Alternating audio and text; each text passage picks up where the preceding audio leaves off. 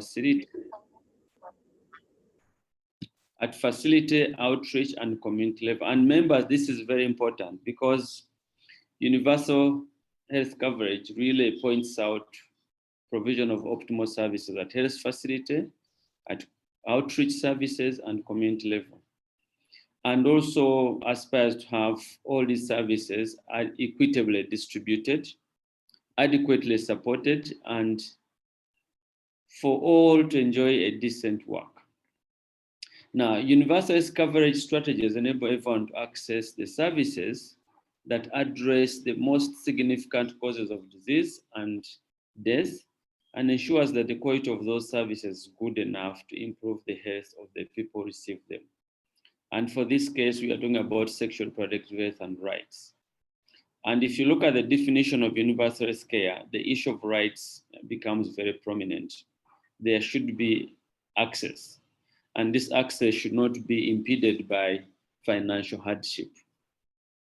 Now, if you look at the definition of universal health coverage, it really intersects very well with the self-care definition that was mentioned by the moderator, which was defined as the ability of individuals, families, and communities to promote health, prevent disease, maintain health, and cope with illness and disability with or without support of a healthcare provider. And I believe that universal health coverage and self-care intersect within the definitions. All of them are aiming at increasing access to sexual reproductive health services, but at the same time, aspiring to have equitable access. In other words, the rich, the poor, and hard-to-reach people should all be able to access these services through different channels. Now, self-care comes in to promote universal health coverage through its ability to focus saving. Self-care will ease the burden on the overstretched health systems by reducing the costs. In Uganda, we have more than 13,000 outlets compared to the 5,000 health facilities. That means that most women and most girls usually walk a long distance to reach health facilities and pass drug shops, pharmacies, and private clinics because maybe they can't afford or because that's where the services are. And this is compounded by the fact that the doctor-to-patient ratio in Uganda is 1 to 25,000 compared to the WHO ratio, recommended ratio of 1 doctor to 1,000 patients.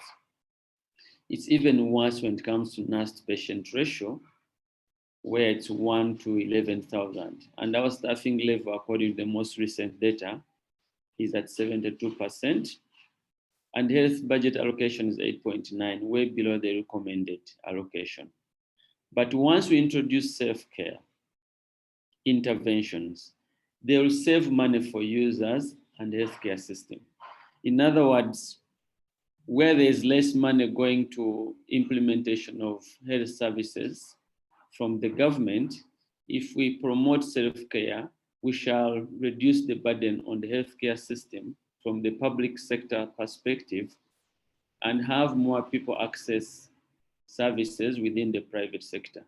Now, some of us will argue that over-the-counter provision of self-care commodities will increase costs, but studies have shown that over-the-counter provision of self-care commodities actually reduces the overall cost to the individual in terms of out-of-pocket expenditure. Looking at time spent lining up in health facilities, time spent traveling longer distance than the nearby drug shops and other extra elements that cause costs.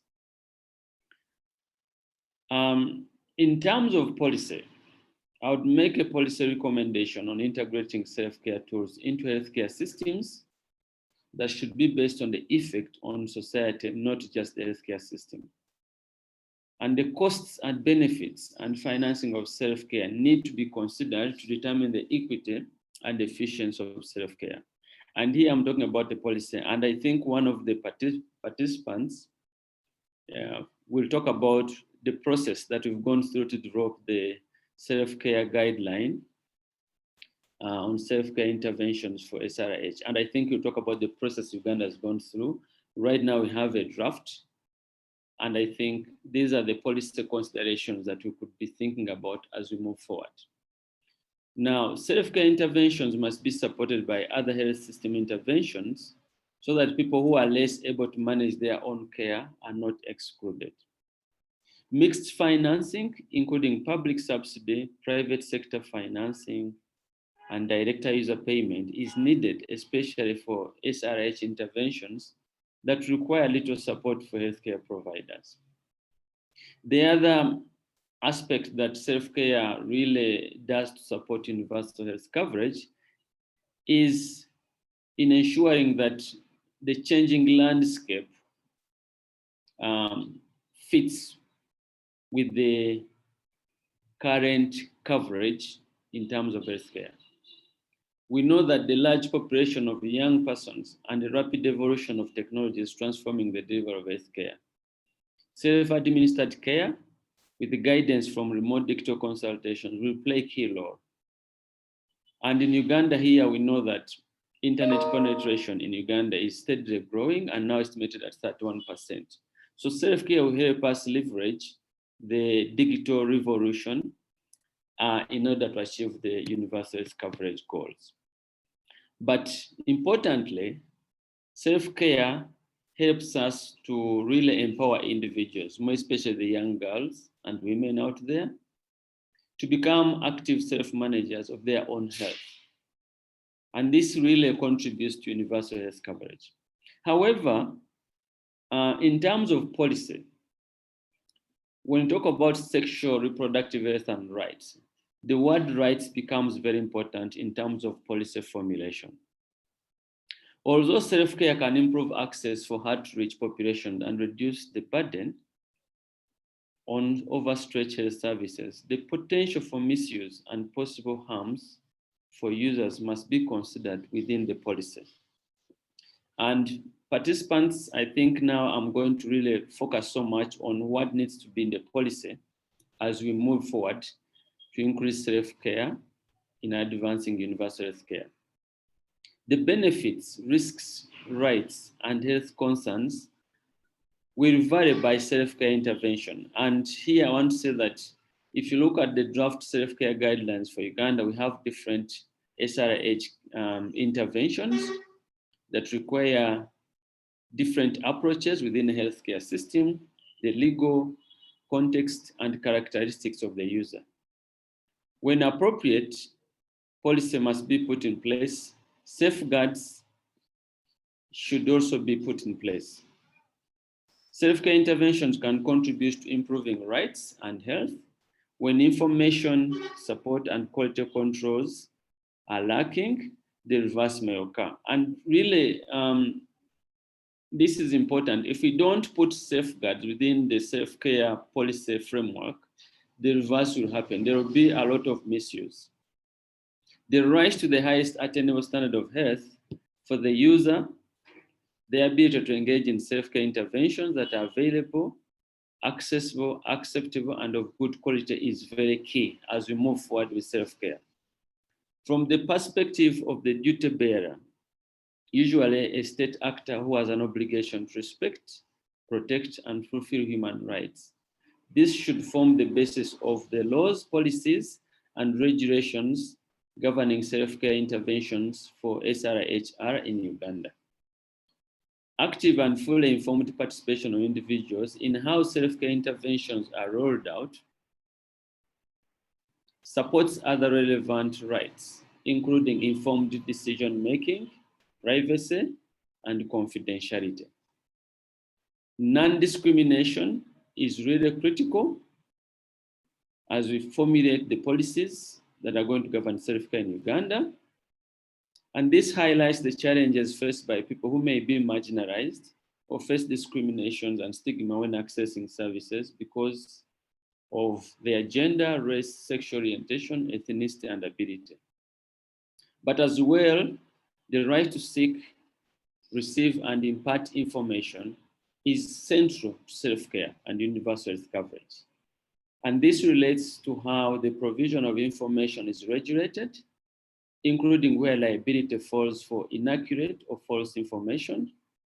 It is particularly important for self-care interventions for which users must seek information themselves, often relying on publicly available information rather than health professionals to make appropriate self-care decisions.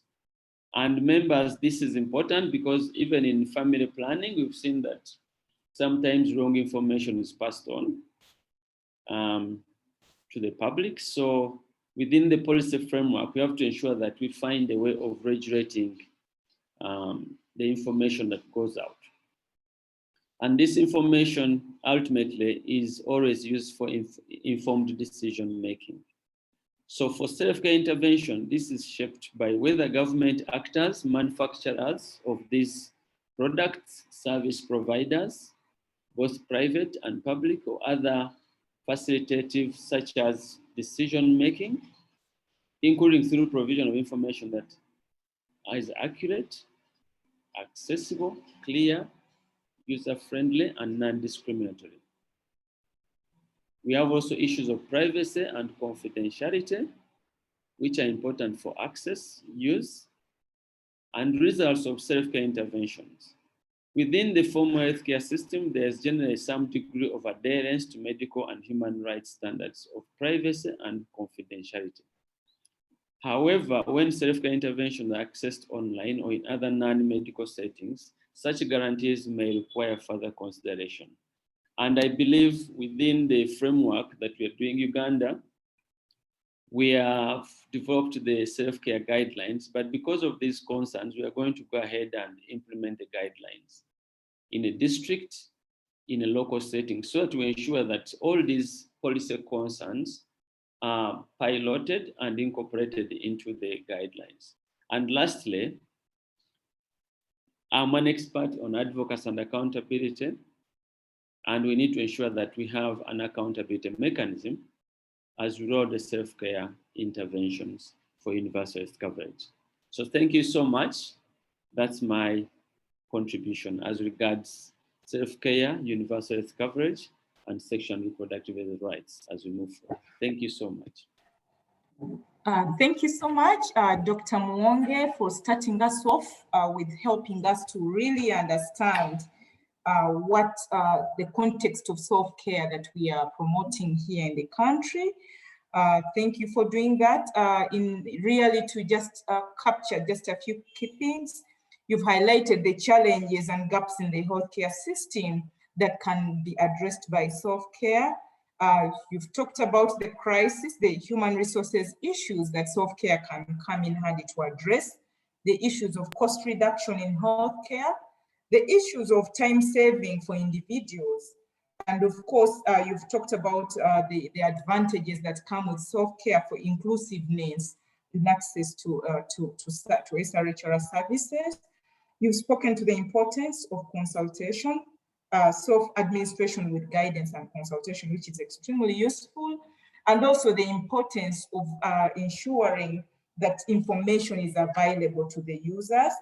And you also clearly brought out the fact that self-care is an empowering tool and an empowering approach to the beneficiaries, more so the girls and women we are talking about here, and that you really spoke to the importance of having a policy and integrating self-care in existing policies, while being very conscious in terms of the fact that policy needs to come in with safeguards to ensure that we are doing the right thing, to ensure that an approach that is promoted for good intentions doesn't result into the opposite of what we intend to be the outcomes.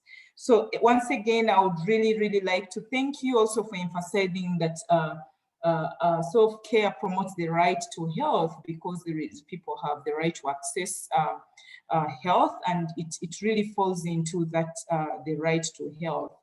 So thank you once again, and participants, please put your questions in the queue and space there, but also write down your questions, and Dr. Mwonge will be back to answer those later in the session. Moving on, I would like to invite our next panelists. This is Dr. Dina Nachiganda Busiku. Dr. Dina is a public health specialist. She's the Assistant Commissioner for Adolescent and School Health in the Ministry of Health. She's very passionate about empowering and supporting adolescents and young people to realize their full potential in life. And she believes that self-care is one of those ways that can enable young people to realize their SRHR services. She's also a champion for SRHR, and also Dr. Dina plays a critical role in coordinating self-care efforts at the national level. She sits in for Dr. Laro, who is the chair of the National Expert Group for Self-Care, and she coordinates the National Expert Group on behalf of Dr. Laro. Please join me as we welcome Dr. Dina. She's going to focus her discussion on the context of self-care in Uganda and what success would look like if we decided to integrate self-care in national laws, policies, and programs, or even come up with a standalone policy on self-care. She's also going to share with us the key self-care interventions that are being advanced right now in the country. Welcome, Dr. Dina. Okay, thank you very much, Fatia. Panelists and everyone on this call, good morning. I'm excited to be here. And like Fatia has introduced me, I'll be here to really talk about the contextualization of self-care in Uganda. I know all of us have spoken to what the definition of self-care is, but I'll continue to emphasize that point, especially members who are joining in for the first time, but also because it's why we are here.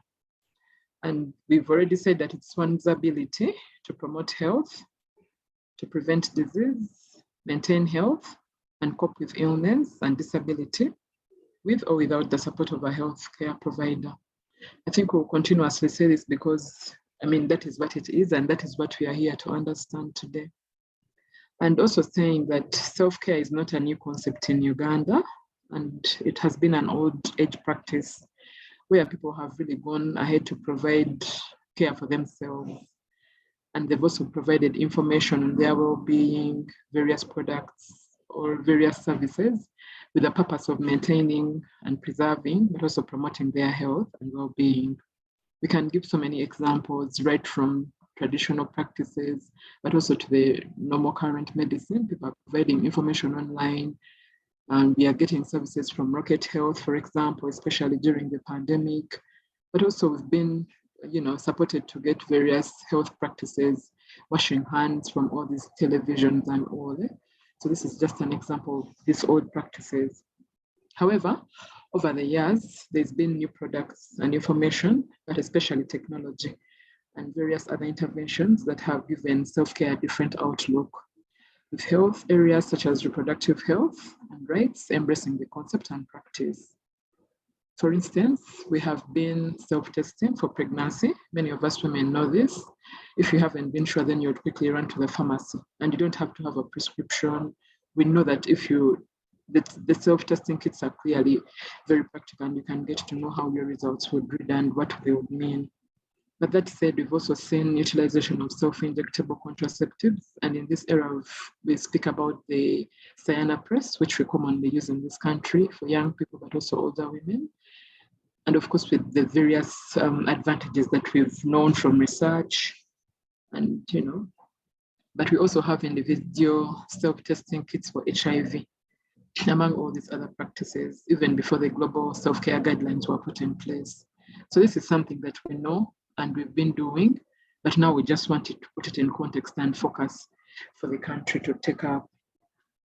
So the launch of the Consolidated Guideline for Self-Care Interventions for Health was done in June 2019. And this, of course, increased the momentum for self-care globally. For Uganda, the introduction of the guideline kickstarted the process of structuring self-care and introducing it within the existing healthcare system. In addition, we all remember that around that time, that is now when we had the onset of COVID-19, And this just added on the urgency for self-care approaches to take pressure off the healthcare system and the healthcare facilities so that there is improvement in access to essential SRHR. I think we can all speak to now the home-based care packages for COVID-19, for example. But of course, there has been so many other home-based care practices that we've been practicing on, and the other community-based ones. But of course, those would need a human resource for health. But the home-based care that we know for COVID, you would really not speak to a health facility provider being there all the time. So as such, the Ministry of Health, the World Health Organization, and many development partners, and of course CSOs, hosted a multi-stakeholder engagement to create a buy-in for self-care among stakeholders. As a follow-on, the Ministry of Health established a technical working group. Fatia has already mentioned a bit about this self-care expert group, and it's embedded in the reproductive health division. I would say it's embedded in the reproductive and child health department of the Ministry of Health under the leadership of the Office of the Director, Clinical Services. And this expert group really coordinates the development of the national guidelines for self-care. And as we will see, it will also be in charge of the actual implementation of these guidelines. So what Uganda did at that time, once we accepted that we shall get into the global agenda for self-care, of course, the working group was set up and the whole coordination was set up. And for Uganda, the working group has various experts and different CSOs and private sector partners also getting on board, plus individuals. And we developed a two-pronged approach for developing the self-care guideline. Maybe just to say that in Africa, I think it's Uganda and Nigeria that have fast-tracked the self-care approach and the guideline development for their countries. Of course, using different modalities, but for Uganda, we did the two-prong that I'm now speaking to. And firstly, we did the guideline development itself. And secondly, the second approach was that we would then integrate the guideline into the existing healthcare system, which we also refer to as the implementation of the guideline. So these are really two processes for the country.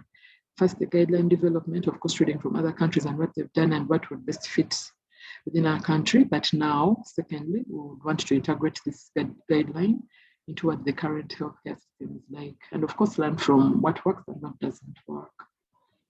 So we have successfully concluded the first stage of the development process. And we now have a draft guideline draft guideline that has been developed.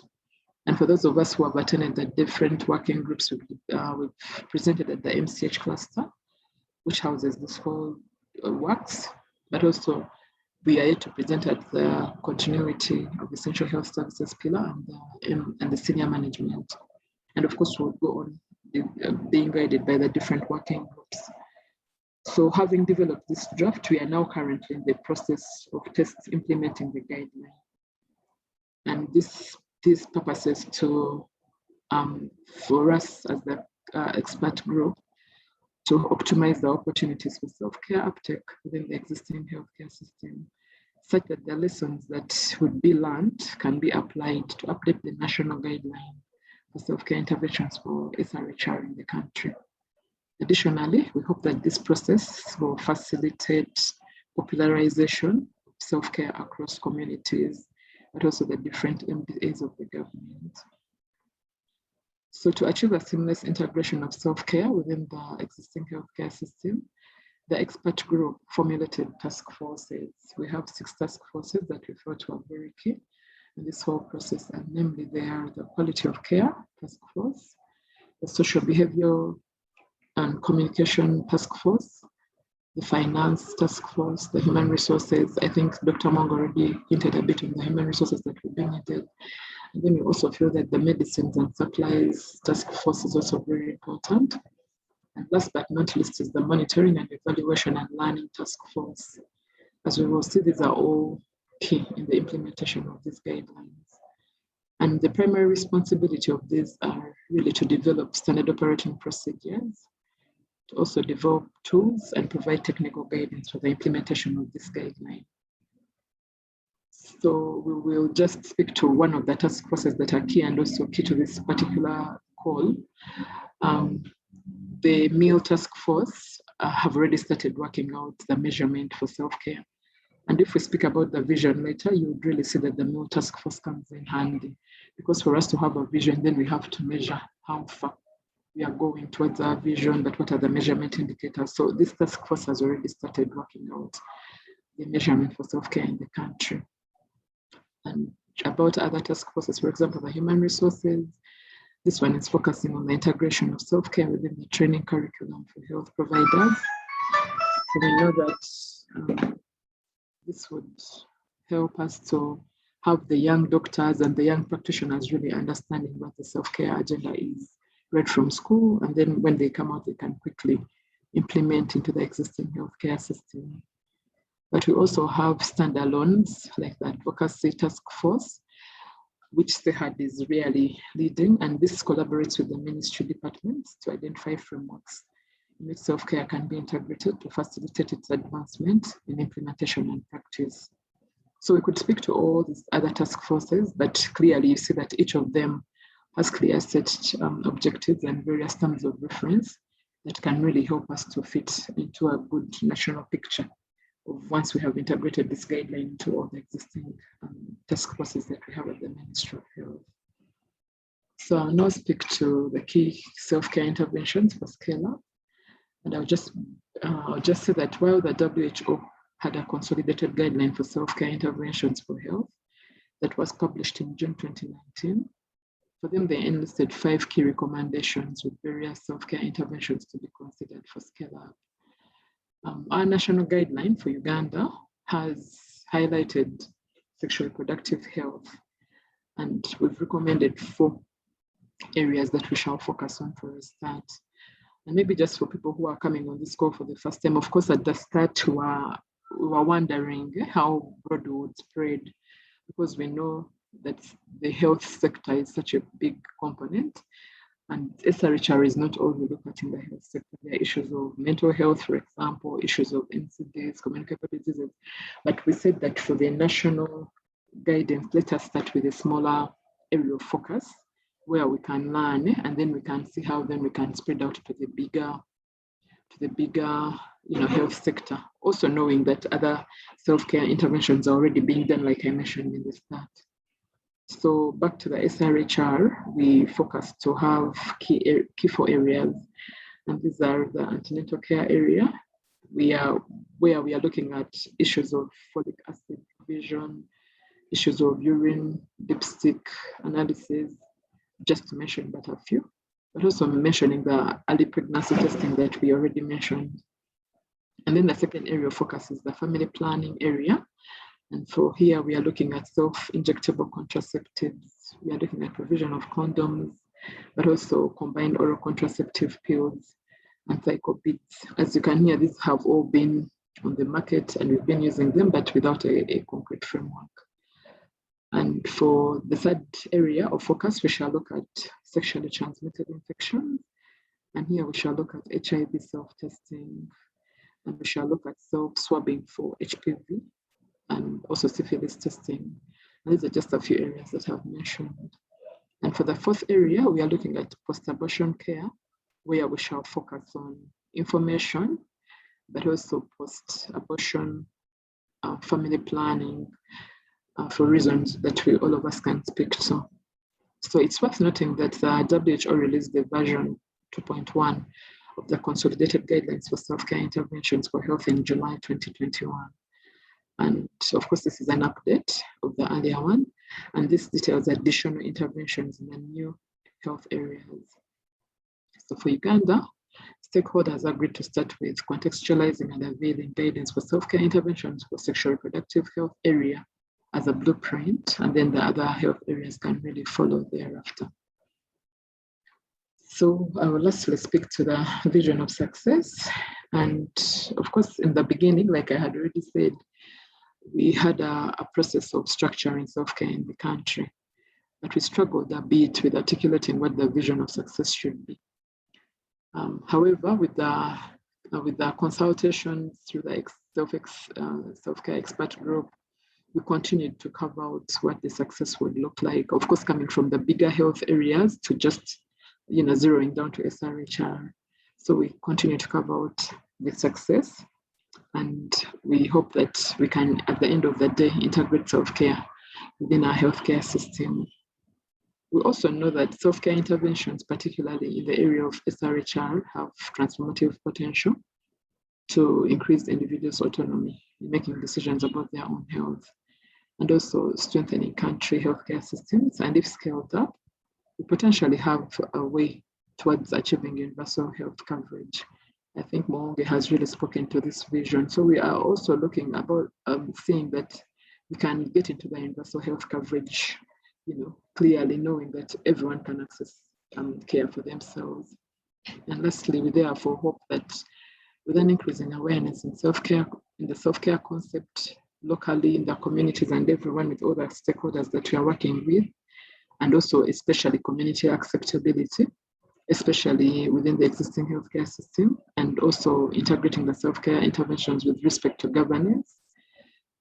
Here we are looking at policy improvements to include self-care. I know that for the adolescent health policy, for example, we have particular engagements to see that we're having self-care as one of these key areas that we are integrating in the policy. And I'm sure many other policies would look to see how we are integrating self-care into the different policies, and also how we shall implement it, measure and learn, so that we have an approach that agrees to a strengthened healthcare system, and also ensuring that we have a universal health coverage done for the whole country.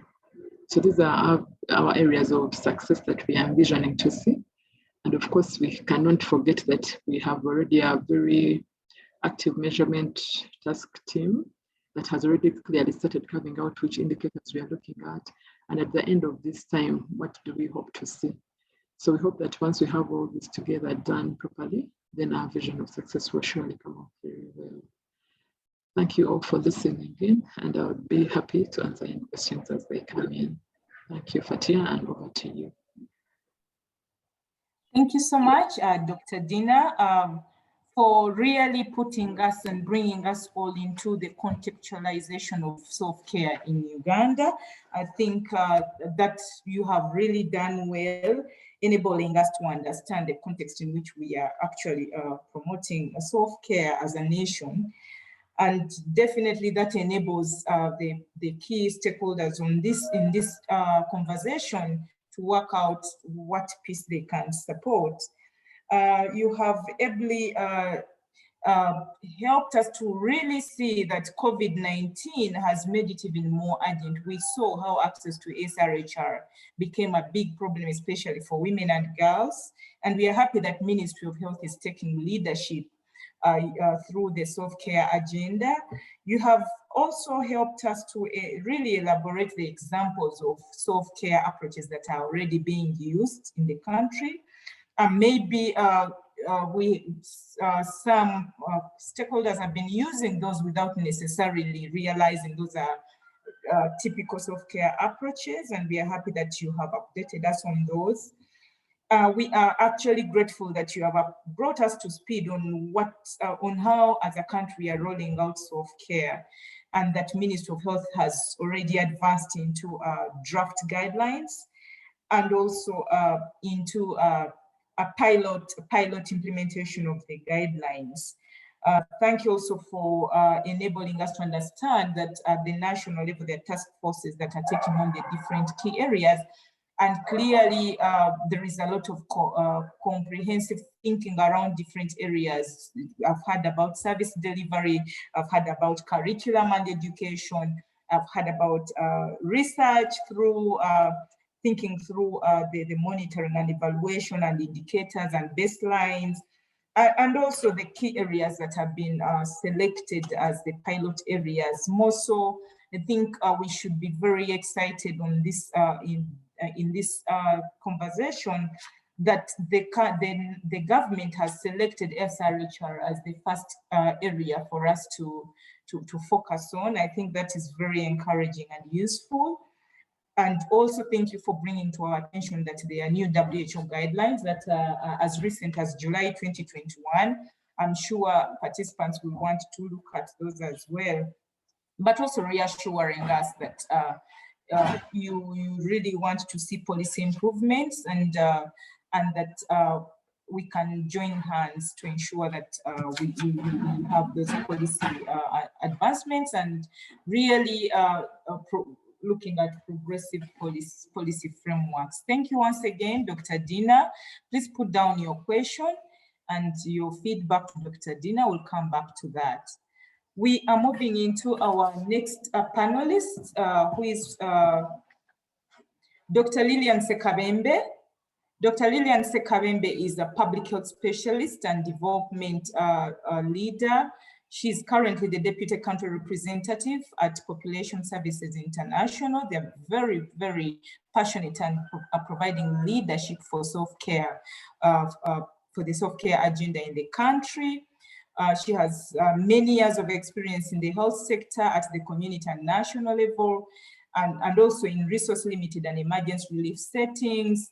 Dr. Lillian has worked with diverse organizations and also worked with the line ministries and agencies and departments of Ministry of Health and local government to provide sustainable institutional and technical development. Dr. Lillian is going to share with us challenges and lessons for advancing self-care interventions at the national level, especially linked to the current situation of COVID-19. She will also help us discuss some of the opportunities that are presented by COVID-19 and its containment measures that can help us change perceptions for self-care.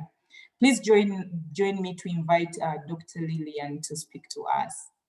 Welcome, Dr. Lillian. Thank you very much, Tia. And thank you very much to Dr. Dina and Dr. Mwonge, who have spoken previously before me. I think their submission makes it easier as we roll into the discussion around self-care and the COVID period. So I'll start off basically by saying that, or reiterating the fact that the COVID-19 pandemic and the associated response, and which in our case, the restrictions on movement and community gatherings have really disrupted the delivery and access to healthcare generally. And specifically in our case, we know that the pandemic has had significant impact on the accessibility and availability of SRH services and products. When we take the example of limiting outreaches, we know many of our people that community access services through this end. And we know that it has indirectly caused morbidity, which is complications that cause mortality and deaths, and also other negative SRHR consequences. Take, for example, the number of teenage pregnancies that we're seeing right now. So we're also putting into context the fact that the overwhelming demands of the COVID-19 pandemic, including specialized infertility care like we have seen, has really resulted into resources being diverted from routine healthcare services to reduction or suspension of essential services in some health facilities. For example, when we see the demise of certain priorities of private facilities, a lot of changes to happen and some have been closed down. But we have also seen that at national level, a lot of attention has been put on how do we have an appropriate response to the COVID. So you find that a lot of attention has been put on that side, and there's limited attention to the essential services. But we are lucky to note that in the latest wave, we have seen that we have been more prepared, I think, as a nation to ensure that essential services, including SRH services, are maintained even through the lockdown. However, one point to note that which is a direct benefit that we are seeing at the moment amidst the pandemic, is that it's forcing us all to either resurrect, as an example, what we were doing previously, or design or adapt or immediately utilize solutions with the potential to relieve the burden on already overwhelmed and under-resourced healthcare system that we already know of. So in this case, I will focus my discussion on self-care, as we know that its use has been very amplified by the effects of the COVID-19 pandemic on our health system, as stated by Dina and Dr. Moses previously, and also as mentioned before. So, but I think it's also critical for us to understand from an individual perspective that the pandemic particularly has the opportunity to appreciate the value of self-care, as we have noted that it elevates and brings greater control to us as stakeholders in our own health and well-being. So in the event that I'm afraid of COVID. I'm afraid of catching COVID. I will realize and know that I have control to care for myself. There's an urgency and I have the ability to control and care for myself. So I know I must utilize the soaps. I must wear a mask. I must wash my hands. I must sanitize, as an example. And like Dr. Eden talked about home care, where we're telling ourselves, I must, for example, what is it called? I've lost the word, but there are many things that we're doing at home to ensure that we care for ourselves. So the value of self-care to improve access to and the healthcare coverage while reducing dependence on the facility-based services and the already overburdened health workforce has been so pronounced during the pandemic and the associated lockdown, just to summarize the point. So we all already know, and as categorically stated by Dr. Dina, and as she talked about the different forms of self-care. So we know that self-care in the form of individual self-awareness, self-testing, for example, she talked about HIV self-testing, and even self-management of healthcare is not new.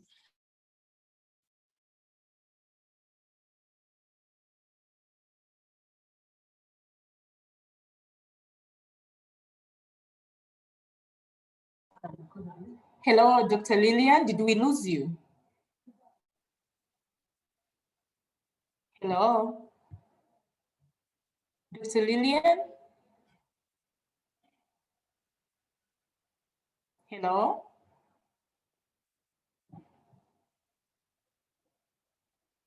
Hello, Dr. Lillian.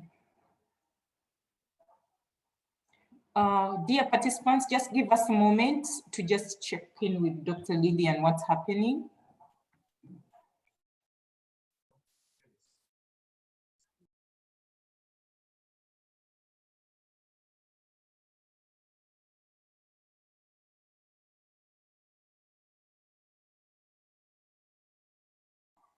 Hello, Dr. Lillian. Seems we lost her.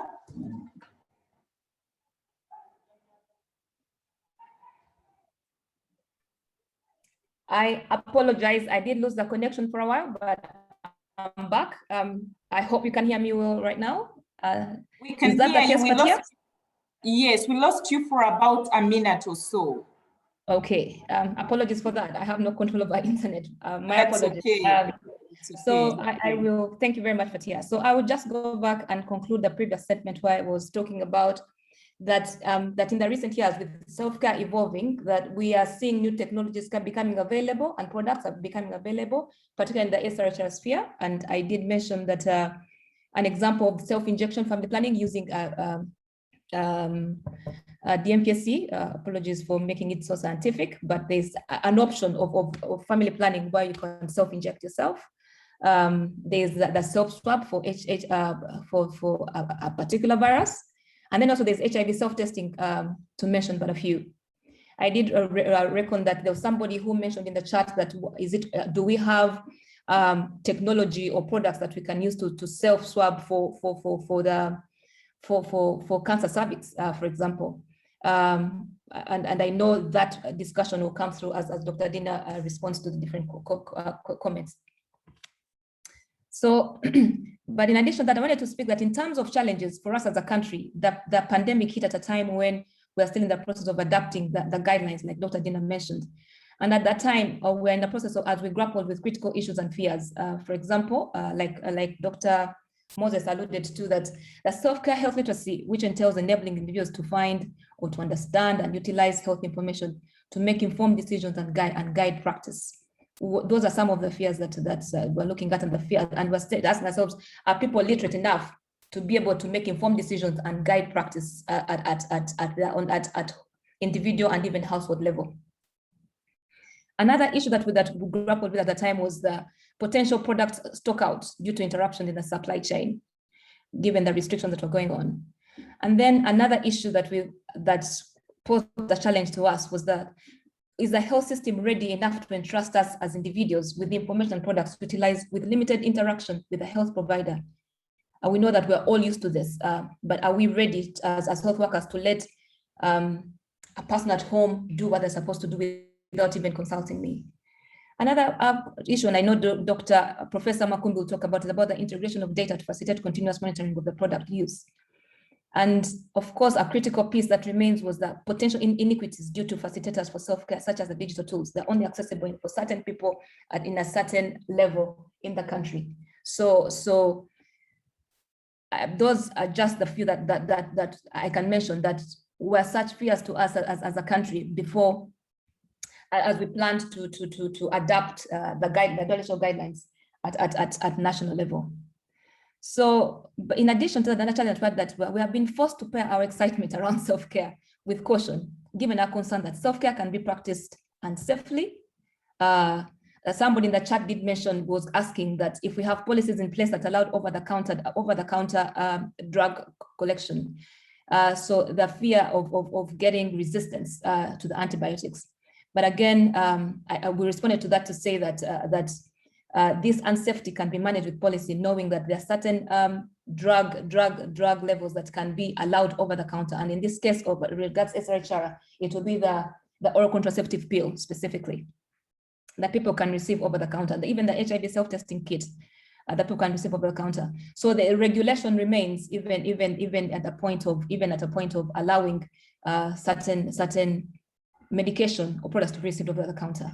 So just to recollect this discussion is that the caution we have is about self-care being practiced unsafely.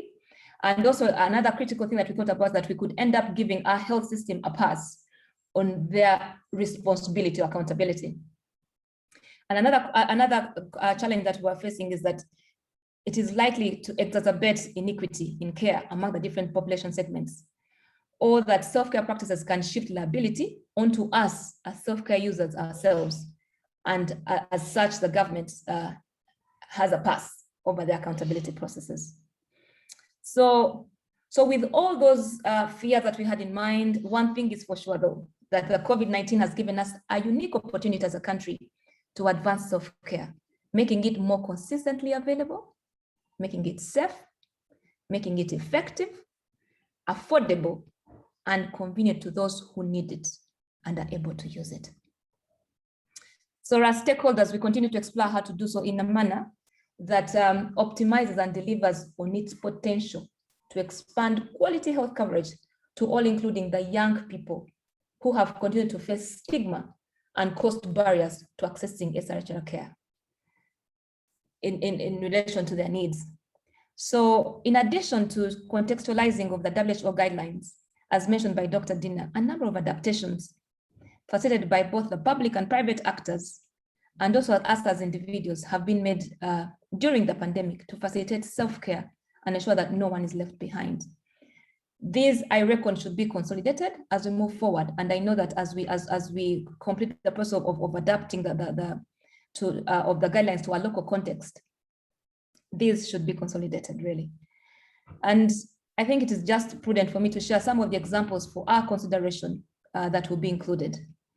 And one of the critical things, the opportunities that are presented during the COVID time, is about consumer engagement through relevant and timely information sharing.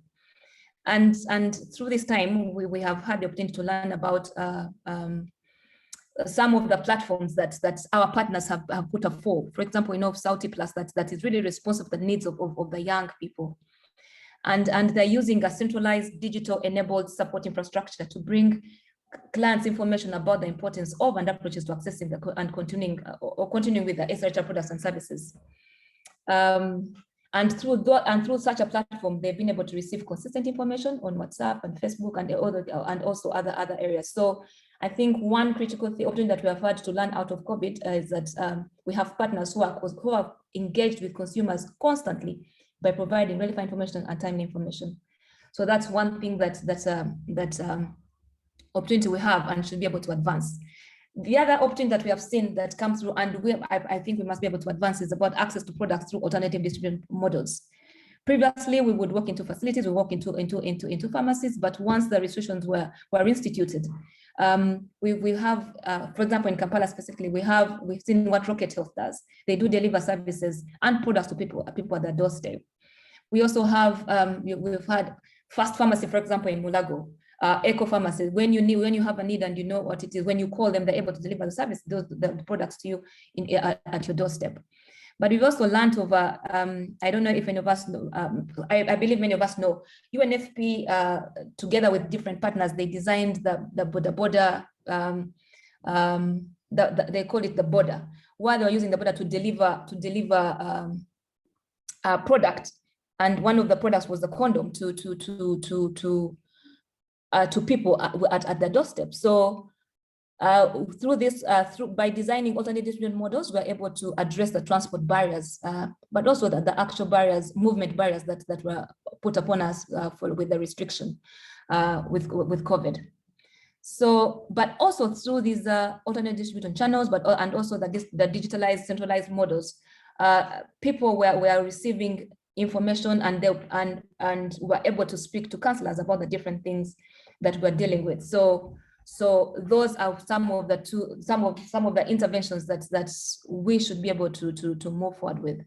And another element about access to care, which I've already alluded to really, and through Rocket Health as an example.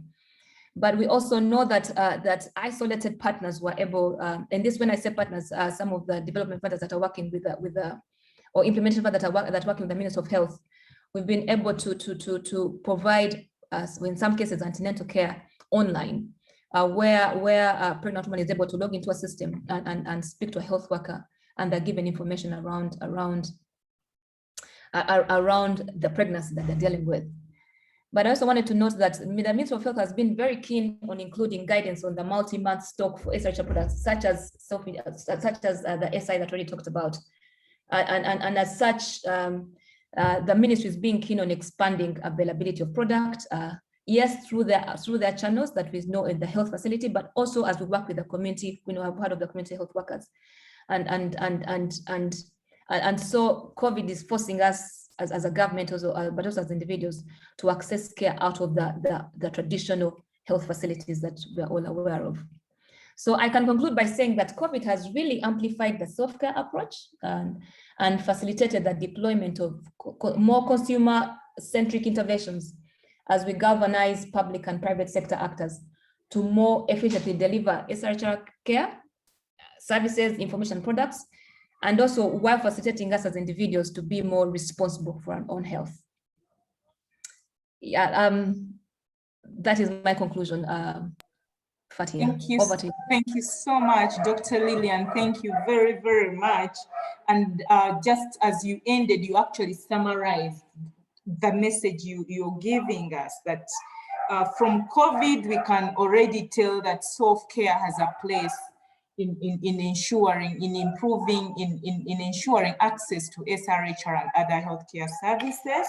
That message is very, very clear, and that it has potential to improve coverage for healthcare services, more so SRHR services.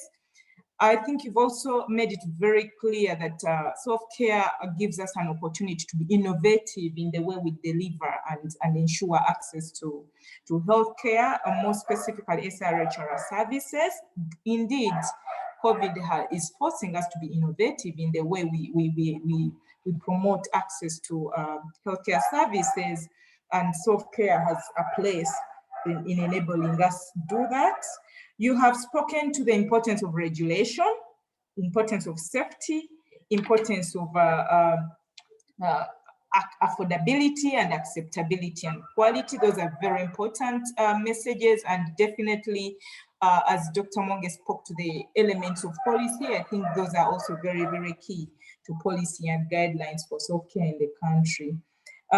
Again, you've spoken to the fact to the need to the fact that self-care approach is actually enhancing access to products through other innovative ways. Indeed, we are seeing products coming from pharmacies and reaching people at home without necessarily having a healthcare provider in between there.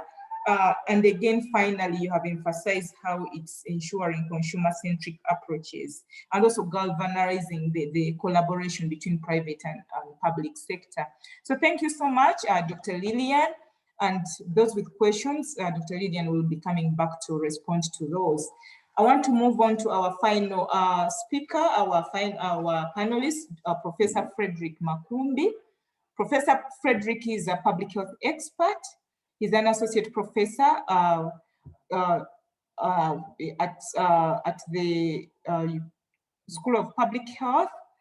He's the deputy dean and at Makerere University School of Public Health. He's engaged in teaching, he's engaged in research, he's engaged in community service, and also he's a seasoned researcher and a consultant, and he's very experienced in monitoring and evaluation of healthcare interventions. Please join me to welcome Professor Makumbi, who is going to speak about how best we can monitor the utilization, uptake, and perceptions and attitudes on self-care services, and also what we need to improve in terms of evidence generation to increase uptake of self-care related interventions. Over to you, Professor Makumbi. Thank you so much for speaking to us about that, and I hand over to you. Thank you very much, facilitator, and thank you very much, my colleagues who came before me, and all the members who are here to listen to us, but also share what we discuss and enhance the discussion that we have about self-care. A lot has already been said, and you could hear a lot of time every presenter focusing ultimately to the monitoring evidence generation, which is a very crucial and important thing. Maybe I'll begin with a few sayings or things that we already know. I was searching somewhere and I discovered a statement saying that reality does not exist until we measure it. So even as we talk about self-care, if it's real, and I know it's real, of course, until we have measured it, until you have generated evidence, it is going to become a problem. But also, not that I'm going to be a preacher, but my knowledge of the Bible indicates in one of the biblical books, again, if there's a pastor here may help us. Yeah, I think it's in Hosea 4:6, which clearly tells us that my people are destroyed for lack of knowledge. That's only part of the verse. And I understand preachers are very good at speaking part of it, but knowledge is very important and can only be known through measuring. And measuring then also indicates that we attach a figure or a value or an attribute to whatever we want to understand. So I'm saying all this to clearly indicate the importance of measuring, the importance of creating evidence, the importance of having knowledge and tracking it so that we can be able to know where we are going and also where we are coming, what the gaps are as we move. Without necessarily having to repeat what my colleagues have already shared and discussed eloquently, Dr. Dina has indicated that, and also indicated earlier on, that self-care is not new. Even all of us here have practiced self-care, but it's being put at a higher level now. And I may want to say it's being modernized, if I may, or we are focusing on self-care now through the lens of more modern methods. For this purpose, social productive health services. But I know for sure NCDs, people in palliative care have been using this. So it's not new, but it's being put at a higher level to create a difference where we have been experiencing gaps. But we are certainly faced with the challenge of limited evidence of where we want to go. We would wish to implement different strategies to improve health services, uptake, utilization. And Dr. Mungi talked about the issue of inequities, closing the gap between different groupings, either by education, either by regional location, either by wealth in health services.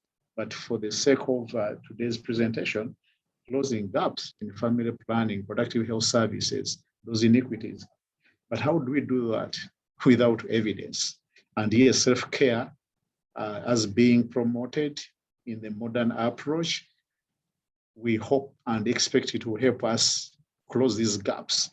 But again, we need to generate sufficient evidence to support what we hypothesize or what we know based on the prior evidence from previous work. At times, and many times, issues of awareness of what self-care is and its utilization, its use, especially in the modern health service uptake. Again, is being limited in some settings, not overall. So we need to begin understanding the level of awareness, more so in the communities that we want to serve. But even us as providers, even us as promoters, we may not fully appreciate and understand who of us are where and to what level. We know very well, certainly the potential effects of self-care, more so in the private settings, and I think one of the presenters alluded to this. We need to fully appreciate the preparedness, leaving alone the awareness, preparedness of the providers to support and give self-care, promote self-care, which has the potential to disrupt their business. So if you are coming to me and I used to attend to you and you pay, you are going away to do self-care with limited support, maybe from the healthcare providers, because self-care includes health providers, certainly as we had the definition, but maybe you may minimize such engagement. So how prepared is the healthcare providers? And even how prepared are the clients, the way we call them these days, the clients, to actually engage in self-care. At some point, I was involved in some male circumcision, and I understand some men refused to get circumcised because it was surgical. They feared the knife, they feared the needles. So even as we promote self-care, for example, self-injection, how well and ready are the clients, even the men, ready to support their spouses and partners in promoting self-care? I'm asking these questions to myself and to us all, but pointing to the fact that these questions are pointing to lack of sufficient information or data to create knowledge that we need to use in order to promote this, and hopefully it will be able to close the inequity gaps and also be able to address the issue of universal health coverage. So questions need to be answered, and they can only be answered if we are able to measure, if we are able to provide evidence, empirical, synthesized evidence across the country in all different subpopulations, various sectors and subsectors.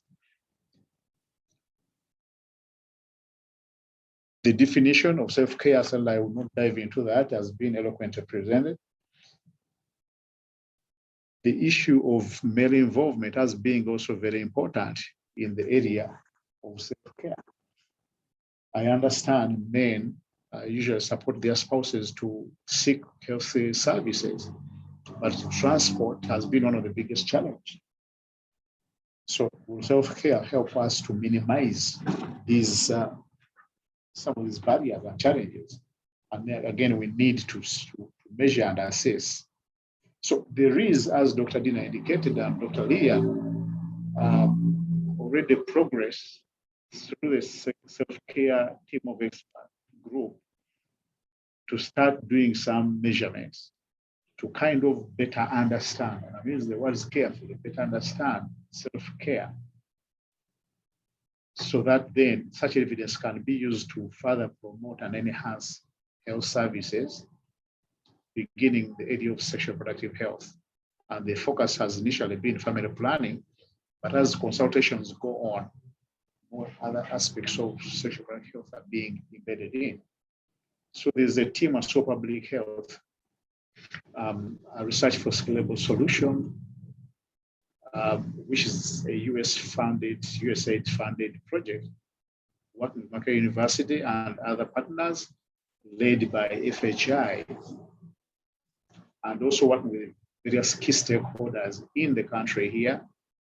And many of the members are a part of the self-care team of experts, which Dr. Dina co-chairs together with Dr. Laro. We have come up with a proposal that is going to make some quick assessments of our understanding of self-care, how acceptable is it? What are the self-care behaviors? Issues of acceptability of self-care in some selected communities initially. Of course, we shall see out more. What are some of those self-care preferred products? How would people want to have these delivered, these products? What about the information? How do they want this information to be delivered? How do they want it to be packaged? What are the barriers and challenges even as we try to do this? So there's a lot of work going on to better understand the environment so that we can be able to identify indicators that we shall be using to continuously monitor and evaluate. I know Dr. Dina was assigned the responsibility of also talking about success. And when I heard that, and she gave a very beautiful response, success can only be measured. So we shall definitely need evidence. And we are discussing and trying to understand the indicators that can help us better understand uptake.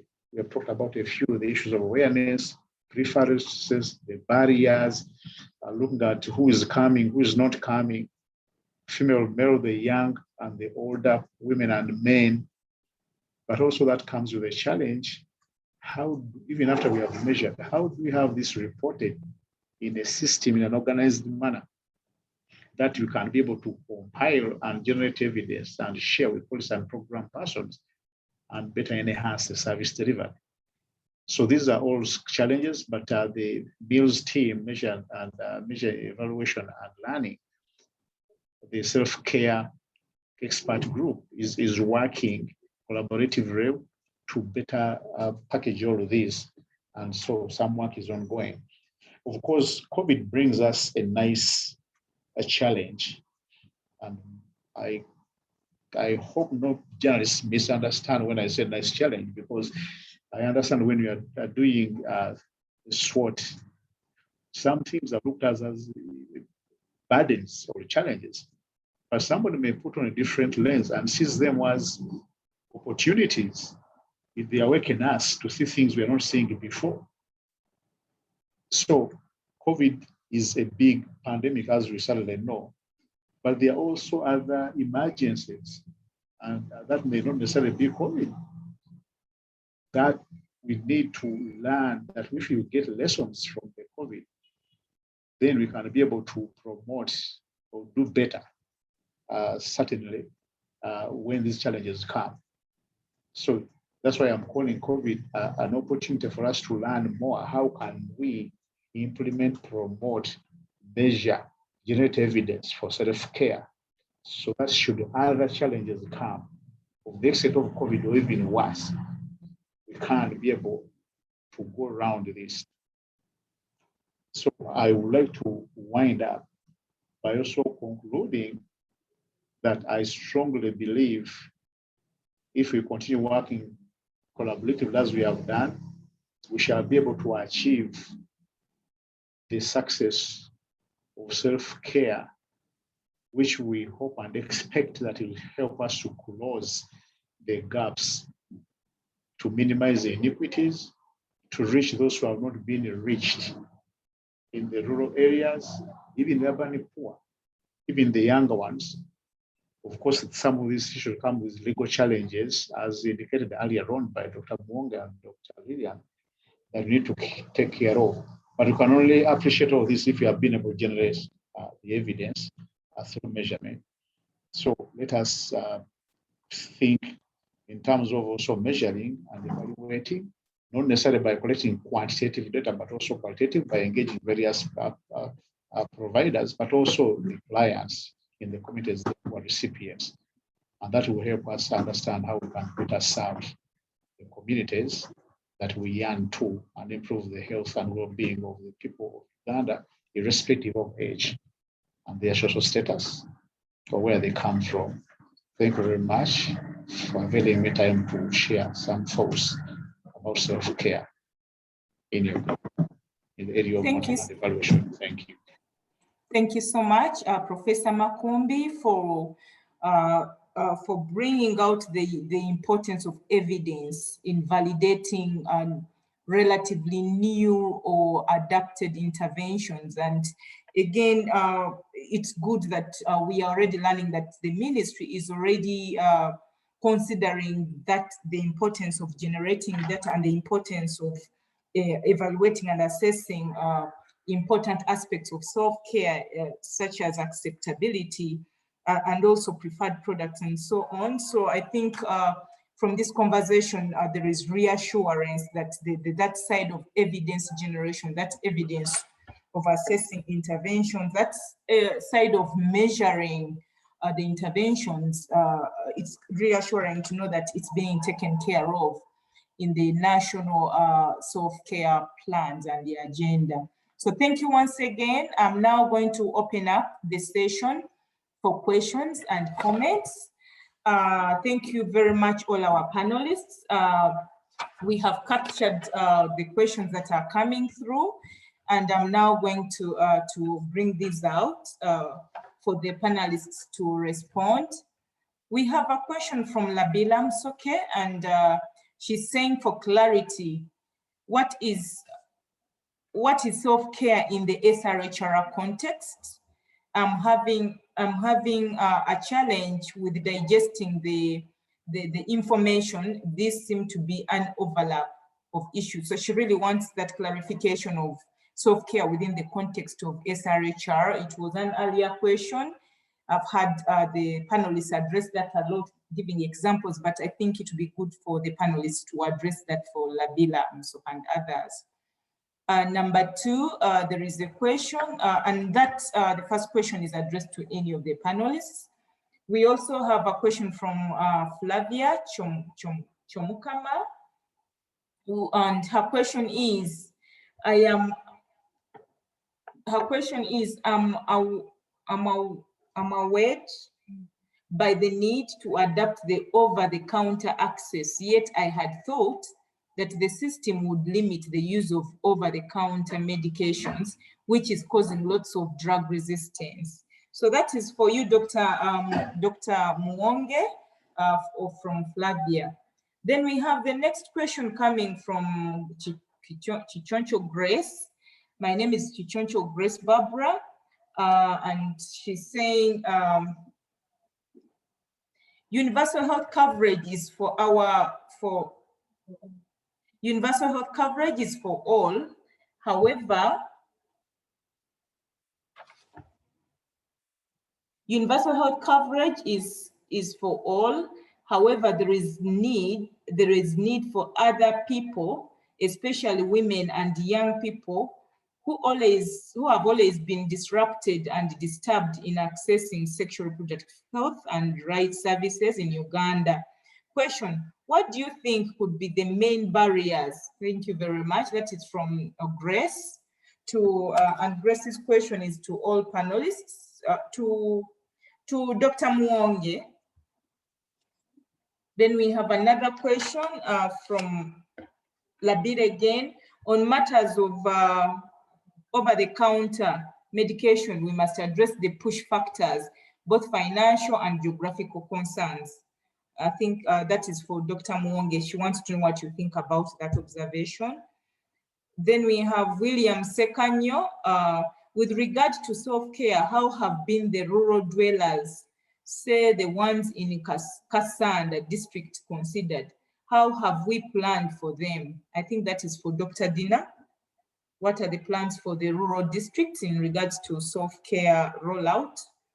Then we have Nabunya Gloria. Thank you, Dr. Dina, for explaining about the self-care. I'm so glad to hear this, and yes, that works so well and youth are using it more. We buy and use HCG, the HIV test, and this saves us from a burden of facing nurses who might judge us in clinics and hospitals. But now there is STDs like Candida, UTI, etc. We really don't know what to buy to test ourselves, and most of the youth do not really care about these particular diseases. That's why it's on every man's mouth how girls' vagina smells. So those are the questions we have so far. We have another one from Jordan Tumwesije. He's saying Dr. Mwonge talked about the intersection between universal health coverage and self-care. In a way, self-care seems to be the solution for those who cannot afford to seek professional medical consultancy. What can be done to ensure that self-care does not become a poor man's solution to the problems of our health system? That's a good question. And then there is another one from Gloria. So I asked that they should educate us about sexual health, especially about how to do away with UTIs and Candida, because it's disgusting to explain it to the doctors and it makes us feel weak due to fear to be judged. So I asked they also look at that area of self-care. Those are the many questions and comments we have for the panelists. Can I invite the panelists to start addressing that? I will invite Dr. Mwonge first. Thank you so much, moderator. Very, very nice questions indeed. And one of the things that I want to clarify about is, and I like the word of self-care being a poor man's solution. Self-care is going to cut across all the population segments. And what we are planning to do is to make sure that, because in Uganda we have those who can afford, and the rich who can afford to buy at a pill at 10,000. We have students who may not afford the 10,000 pill but can buy it at a social marketing price, which is maybe 3,000. We also have the poor who can't even afford to pay and they have to go to the public health facility. What we are doing with the self-care now is that it's going to cover all the segments of our society. For instance, for the public health facilities, instead of people walking into public health facilities all the time, we are going to reach them through the community health workers. And one of the important tenets of self-care is self-awareness and also ability to take care of yourself. We know that the poor cannot read. The poor may need illustrations, and the poor may take some time to really take 100% self-care. So they'll need assisted self-care,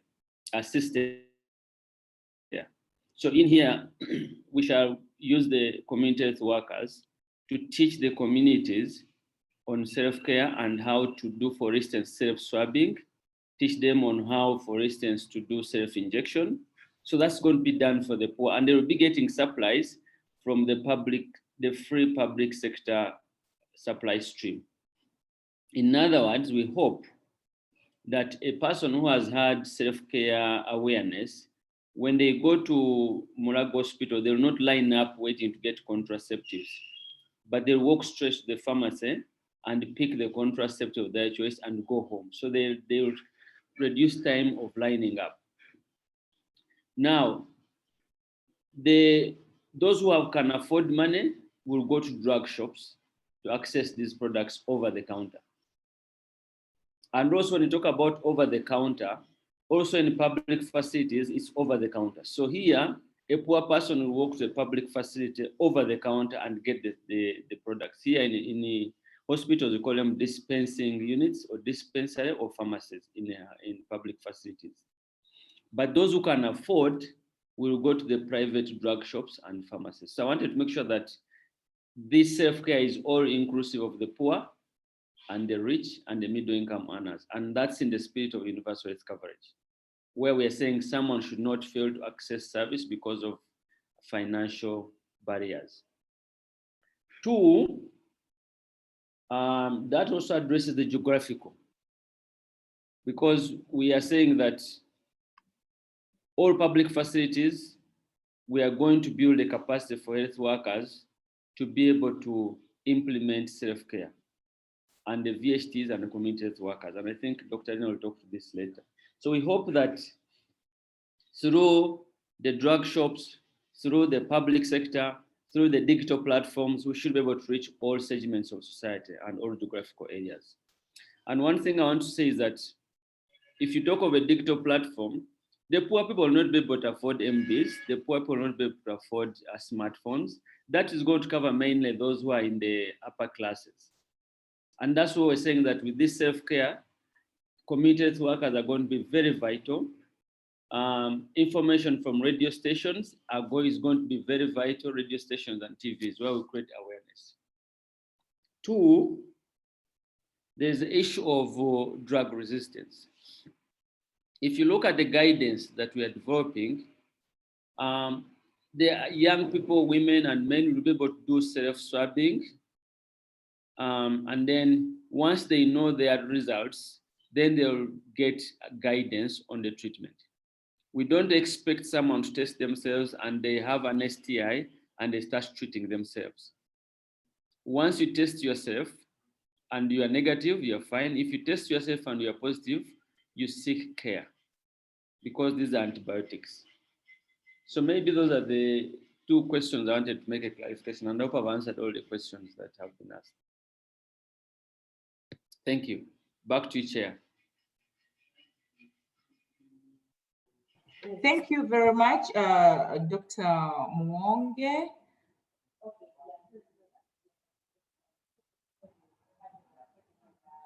Thank you very much, Dr. Mwonge. I think someone was asking about the SRHR, the barriers that, the main barriers.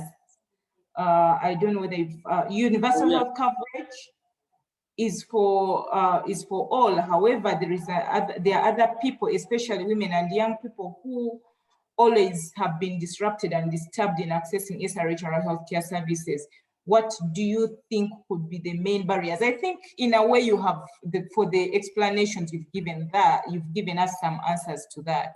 Unless you want to say just something. I just want to say that the barriers are dependent on the demographics of individuals. The barriers of a poor girl in the village are not the same barriers for a rich girl in Korogo or a girl in a middle class in Kamocha. And I've said that for the poor girls, the main barrier is financial access, because for them, they cannot go to the nearby drug shop or clinic and get services. They have to go to the public facilities, where we have the majority of health workers not trained on handling young people. So that's the main barrier actually for the young people in the villages, financial. And the other one is also linked to financial, is access to services. Because if you can't buy, then you have to go to the public facility. The other barrier that cuts across all the young people and women is lack of appropriate information on where to get services, on what to do when you're in certain situations, on how to mitigate certain actions. So those are the main barriers I really point out. And I think with self-care, once you raise awareness on what needs to be done in certain situations and mitigation of those actions, I think self-care will go a long way in increasing access and universal health care. Much, Dr. Mwonge. Dr. Dina, do you want to speak to very briefly to the question around SRHR in the self-care? What is self-care in the context of SRHR? Just very briefly. Thank you, Fatia. I think I actually noted 4. I don't want to call them questions, but 4 areas. 1, SRHR and self-care. I just want to say to the participants that SRHR is an umbrella of so many small units, if I should call them. For example, it looks at the whole continuum of care for a woman, since when you become pregnant, when you deliver, and all these things postnatally. And if you see, there are areas around emergency obstetric care, there are areas around newborn health, there are areas around postnatal care, there are areas around aging, cancer of the cervix, cancer of the breast. But now I just want to say that for this one that we are doing for the country, the one that we are trying to write a blueprint for, we'll really look at 4 health areas in SRHR.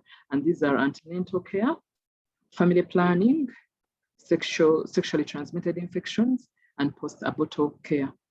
So I just want to say to the person who asked that we are not looking at the whole spectrum of SRHR, but we've just looked at these 4 areas, and we will start with these and we will learn from these, and then we can see how then how then do we spread to the other areas? I hope this clarifies for the person who asked about the areas of SRHR that we are focusing on. Then another person asked about rural districts. How are we going to get to the rural districts? And I said that for the country, we had a two-pronged approach. We started with a guideline, and now we are going to start to test this guideline. And we are starting now, we will do this at the district level. We know that at the district, the rubber meets the soil. So we are going to go to specific districts which will have a criteria for selection. And in these districts, we will also see how then does it work when we get down to the districts. And once we have a good analysis and knowledge of how best we can work at the district, now we shall go to another point of scaling up this work in the whole country.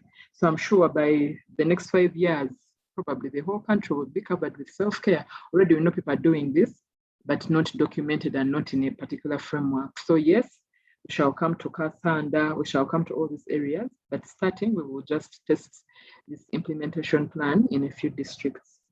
And there's a young person who asked about STIs and self-care. I think that was a very candid question. Of course, she mentioned the UTIs and the candida. And Dr. Monga a bit hinted on this, and I would just say that, yes, self-care also has packages, if we can call them. We can self-test. Then there are areas where you can treat, but there are areas also where you cannot treat. And some of this could be, yes, you test and you have, you're probably having a UTI, yes, but can you treat this UTI? No. But in the event that you cannot treat again, you may not necessarily go to a health facility. You may not come to Dr. Dina to say, oh, now I have a positive UTI, now I fear I'm smelling, something like that. No, there are also areas, again, there is assisted self-care that Dr. Monge has spoken to, and assisted means maybe reaching out to young persons using the VHT and focusing on the young VHT team. This is an advocacy point that we're still working on, because young people would love to speak to fellow young persons, or they are fearing to speak to their mothers about their UTIs and all these. That is assisted self-care. But also we know that we have teleconsultations. And of course, now this goes to speak to the total market approach, again, that Dr. Mwonge has spoken to. So in the total market approach, we'll try to see that those who are like high-end customers, those who are low-end customers, those who are middle class, all of us have somewhere where we can fit into the structure. For example, if you're high-end, you would probably just call Rocket Health. Teleconsultation is 10,000. And then you speak to a doctor, say, doctor, I did this test. The test is positive. I did a COVID test, for example. This is now popular. The test is positive. So now what next? You see, that's the teleconsultation. And that's self-care in itself, instead of going to Mulago and line up and take all these tests and all that. So there are all these aspects of assisted self-care, but also there are all these other perspectives of teleconsultation and how to reach young people using the VHTs, for example. And then lastly, someone stopped in the chat I was quickly reading before I came to answer. One person was like, is there a one-stop shop for self-care kits? And I think the answer is definitely not, because as we are saying, yeah, it's a broad range of areas that we are looking at. And so the one-stop is a good, probably a good recommendation. But again, with the task force in medicines, we will again continue to study what the SOP will look like. And then definitely we shall come back to you to say, oh yes, we have a one-stop. Oh, this is how we are actually going to do the implementation of how the kits are given. Yeah, thank you. And over to you, Fatia. Thank you very much, Dr. Dina. I think we will now take some hands before, we have, it's 12:57, and I'm requesting that you allow us to finish this by 1:15, if that's okay. We will just take a few hands and then we'll have our closing remarks. So we'll take some hands. We have a hand up from William Sekanyo. William Sekanyo, Grace, please unmute William Sekanyo for him to ask his question. Grace?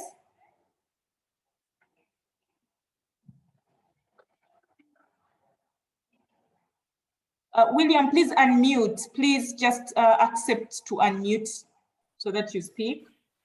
Can I be heard now? Yes, we can hear you well. Thank you, Fatia, and thank you, Sehad, and thank you, the panelists. My name is William Sekanyo. I work with the Islamic Women Initiative for Justice, Law, and Peace. We are based in Budaka, and we're also in Kasanda district. So my question is, how about the illiterate poor Ugandans? Yes, I've heard people speak about it in regards to the poor. And then how about the illiterate? Because then I understand that the self-care would actually need people to read, understand, be sensitized and understand, and be able to act, work on themselves without any hope. How is that going to be handled? And maybe the other is, how about the kind of structure that we have, say in the rural areas? Say, for example, a woman would actually need consent from a man in regards, for example, to family planning. So how about we are doing self-care, and now the woman has everything at her disposal to self-inject, for example, without even the knowledge of the man? How is that going to be handled? Because then, in my case, I actually think that is going to cause more boiling in families than we are trying to solve. Thank you very much. William, I'm also going to ask Ronald Kavma. Grace, please unmute Ronald Kavma. Ronald, please unmute and speak. Yes, please. Can you hear me now? Yes, I can hear you well.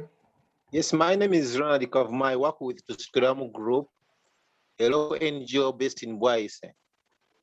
And my question is in regard to self-care for herbal medicines that the community usually has access to versus the modern medicines.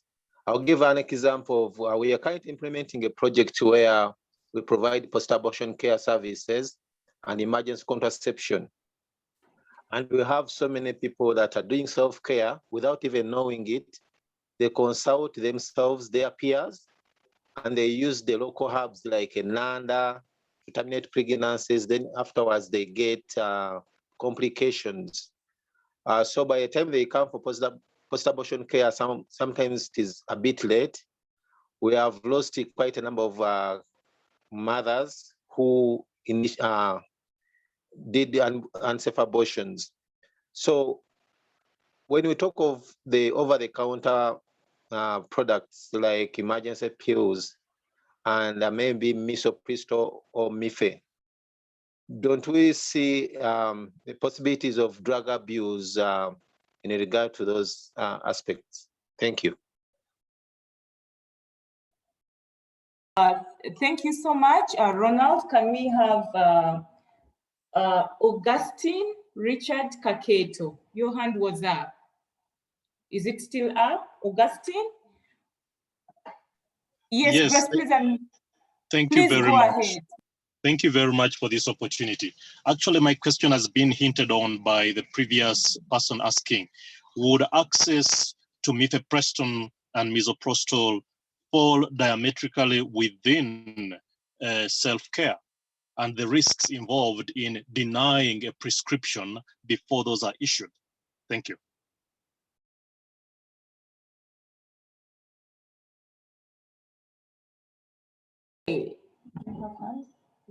Okay, so Doctor, can we have Dr. Muonge respond to the question about what about the illiterate people?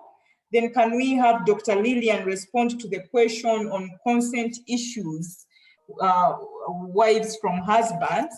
And then can we have Dr. Dina respond to the question on herbal medicines vis-a-vis modern medicines?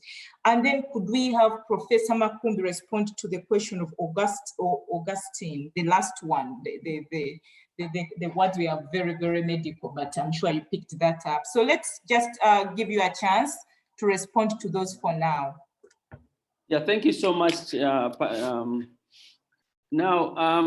Very interesting questions. Now, what you've done is that the thought process that members are going through right now is what you went through for 9 months when developing the draft guidelines.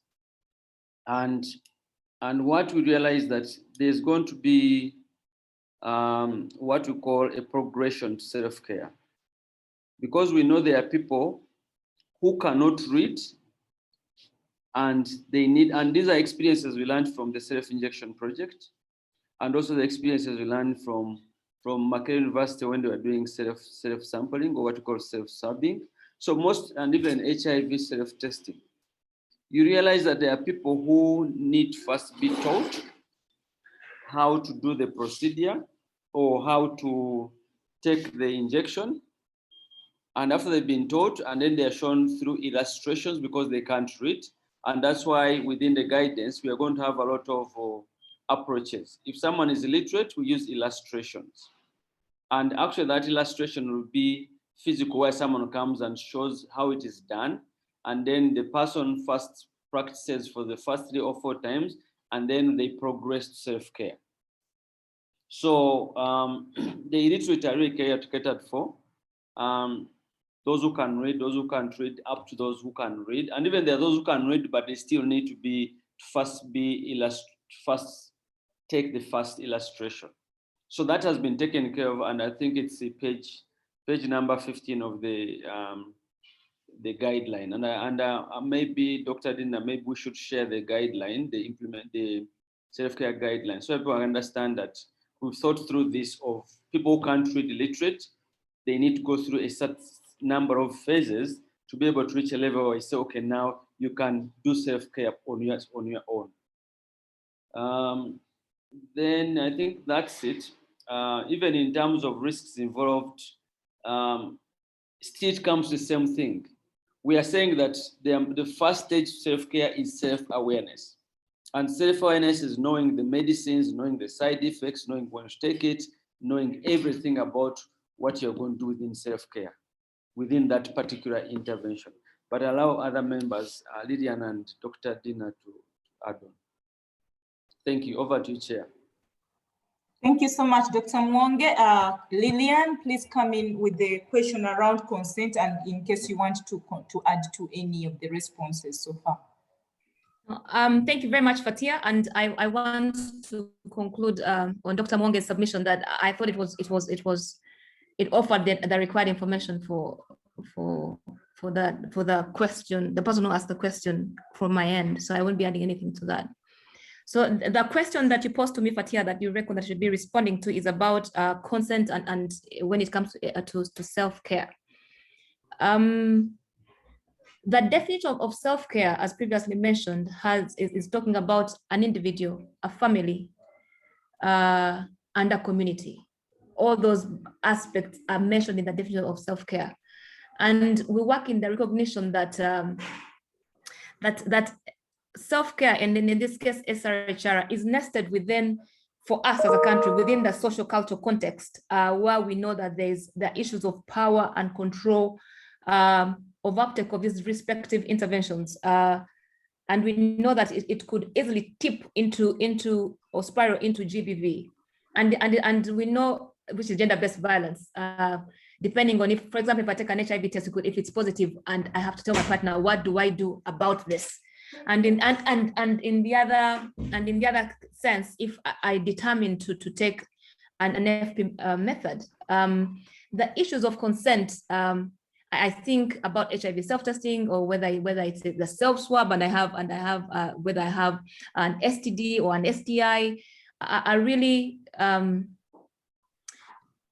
we can't ably offer at this panel, at this time of the panel, an appropriate answer. But we know that even as we offer these services, it is nested within that social cultural context that we have no control over. However, we are very, as the different interventions are being provided in the country, for example, family planning, when somebody goes into the facility to receive, the first time you receive this product, you're guided on their counseling protocols that are provided with this product.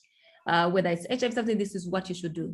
Whether it is getting a family planning product, these are the critical place issues that must be addressed before you take the product.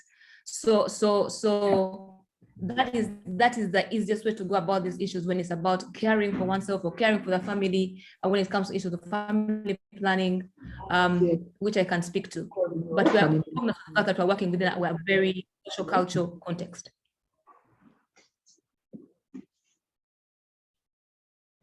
Thank you very much, Dr. Lillian. Can we have Dr. Dina speak to the question on, I think it was herbal medicine versus modern medicines. Dr. Dina, you can handle that. And maybe along with that one, Dr. Dina, please handle a question on how do we help people with disabilities in regards to self-care? I think that's quite important. That is from Herbert Okwi. And then another question that you can also tackle as you respond, then I will after that invite Professor Makombi, is what is the role of self-care in promoting access to safe abortion services in the context of conflicting legal systems? So Dr. Dina, you can handle those three. Self-care in herbal medicine vis-a-vis modern medicine, how we can help people with disabilities access realize self-care, and also how self-care can be promoted to access safe abortion in the context of conflicting legal systems. Okay. Over to you, Dr. Dina. Yes, Fatia. I'll start with the last one. I think the one on abortion. We truly know that this country, the law on abortion is very clear. And so again, for everything that we do, we really work to see that we are working within the legal framework that is provided. So the same would happen for self-care. We are not working in isolation of the existing legal systems, and would therefore follow that. So yes, for self-care, we wouldn't again advocate for safe abortion. And I think if you see for our areas of work in SRHR, there is no medical abortion. That was a clear-cut area, for example, for the WHO guidance. But for us as a country, we clearly said we will not take it on because it's not legally acceptable. So I hope that one answered that very well. And of course, even the over-the-counter people selling the drugs and all these people know the law on abortion in Uganda. So they would really, again, fall within what the law accepts for. Just for those of us who know that somewhere in the guidance, maybe there are exclusions, there are exceptions for who can get a medical abortion. Those are very clear. And of course, you cannot get an abortion. You can't procure an abortion for yourself. So again, we are falling within the law that guides the country on abortion. And then the question on disabilities, people with disability, I would just want to say that in a way, disabled, the illiterates are disabled. That's another category of disabled people. And Dr. Mwonge really tried to explain how the illiterates are reached. But again, we would look to say that we would provide assisted self-care for most of them, because I mean, they are not as able as the rest of the population. So there is need for a lot of assisted self-care, but again, we can use the same approach for how the illiterates are being reached in regards to self-care. And lastly, the person who asked about herbal medicines and self-care, again, I've said that this approach is not working in isolation. We are working together with all these other existing frameworks that we have as a government, as a country. For example, we know that there are existing frameworks for regulation on herbal medicines, and that's why you see there's a very big task force on medicines where people from NDA are coming from, and all these people. As we speak now, we know that the regulation for most of these herbal drugs, we know the status of the regulation. So again, self-care coming up doesn't mean that, oh, now we are going to change the status quo. We are just wanting to improve. So yes, we would work with the medicines task force to know how best then we can regulate the herbal medicine providers and the people who are looking out for self-care in using herbal medicine. But also one thing that is key is continuous health promotion. This will not stop. And of course, we know on the radios, on the TVs, how we are speaking about herbal medicines and how very dangerous they can be. So the same messages would still go on running together to ensure that self-care again operates in a safe mode. I think, Faith, those were the questions that were really asked for me. I will continue to check the chat. Yeah.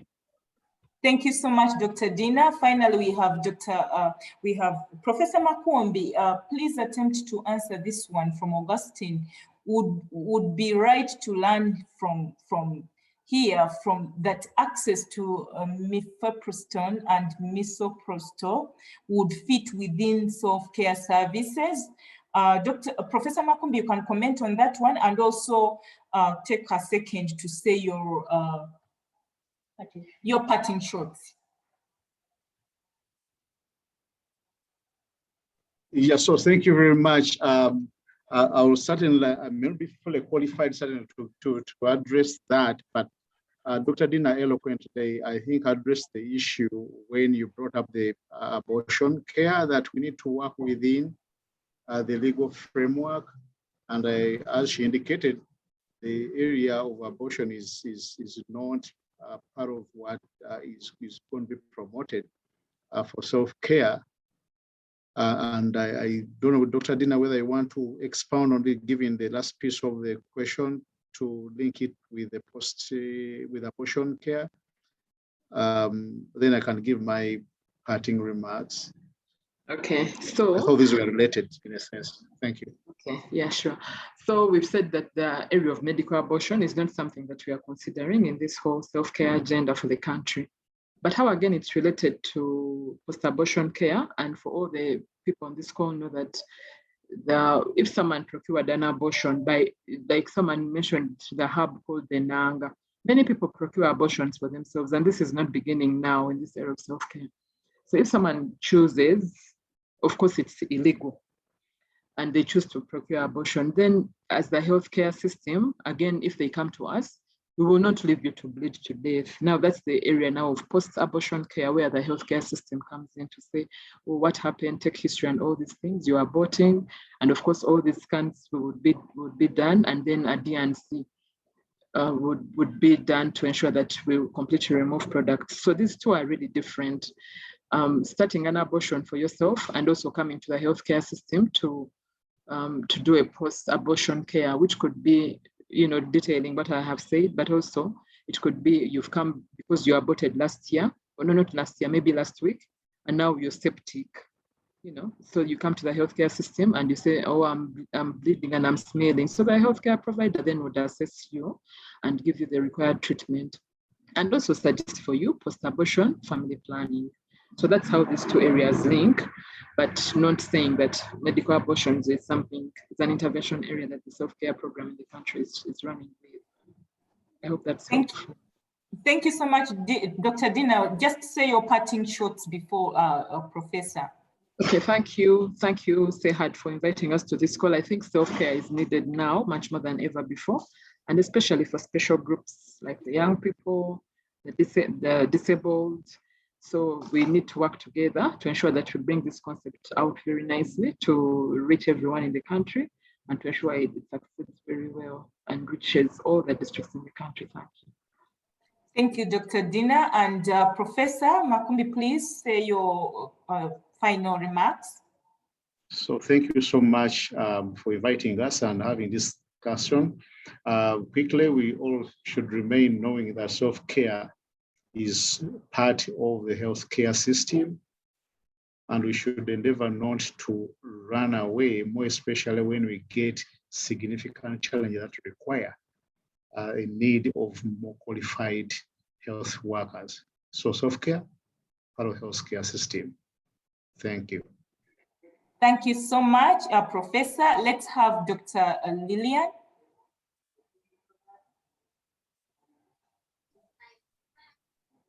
Okay, I'll do this very quickly and in relation to what I spoke about, that and say that COVID has really amplified the self-care approach and also allowed us to pick up opportunities so that we can advance and ensure that we deliver SRHR self-care services and information that will facilitate us becoming, as individuals, to become more autonomous and responsible for our own health. Thank you very much for the invite today. Thank you so much, Dr. Lillian. And finally, let's have Dr. Moses. Dr. Mwonge. Thank you so much, moderator. Self-care is here to stay, and we've seen the importance of self-care during the COVID environment, and we believe that, I believe that COVID is here to stay, so we shall stay with self-care as regards COVID. But I think for self-care to go into other sectors, mainly sexual reproductive health and rights, is a right way to go and to increase access. But what I want to say is that the current guidance on SRH and the interventions that Dr. Dina talked about, we always call it a living document. We are going to be increasing on the number of interventions and also in the future, maybe add herbal medicine. So it's going to be expanding, but we are moving cautiously. And we are going to be piloting the self-care guidelines in a district or two. And we shall be able to get the real on-the-ground challenges of self-care, the challenges of gender-based violence, the challenge of illiterates, all that we are going to be able to get experiences, and we shall incorporate the experiences into the guidelines and also further into other policy documents. So thank you so much. It's a journey that we've begun, and we hope members, you join us into sending out the message about self-care. Thank you so much. Thank you so much, Dr. Mwonge, and thank you so much to our panelists and to our participants. I saw participants asking for PowerPoint presentations. Our technical team will share the recording, a link to the recording of this conversation.